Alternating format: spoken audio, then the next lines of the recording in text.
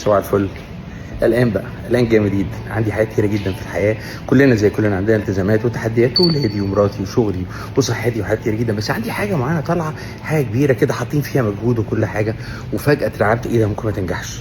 على فكره مليون مره تخش على حاجات ممكن تبقى قلقان جدا وعملت كل اللي عندك بس قلقان وخايف. احنا بشر على فكره. وبحب شباب يبعتوا لي ساعات يقول لي ايه يعني ايه خايف؟ انا ما بخافش. انت جامد يا عم، انا على قدي بخاف وبقلق. طبعا في الاخر بنعمل ايه؟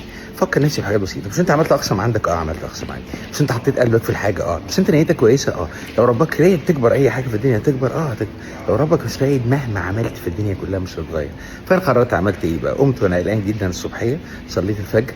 بعدين بعد شويه كده قعدت قلقان وافكر يمين وشمال، رحت قمت ايه صلي ركعتين بعد الفجر كده، بعد الشروق ان شاء الله بمزاج كده. قلت ربنا ان شاء الله يهيئ ما فيه الخير، وفي السماء رزقكم وما توعدون. انت بتعمل اقصى ما عندك، وان ليس للانسان الا ما سعى، وان سعيه سوف يرى وسوف يجزاه الجزاء الاوفى. فربك هيدي لك، قد اعملوا فسيرى الله عملكم. ما لقاش نتيجه عملكم. فكر نفسي بالحاجات دي وتوكل على الله. ورحت بقى عندي شغل تاني وحاجه صعبه، والناس مش شايليني المسؤوليه من اول ثانيه. خد بالك خد بالك، والناس جايه صعبه. هقل على ده ولا ده؟ مش هقل على اي حاجه خالص. هتحط كل ما عندك وتسيبها على الله.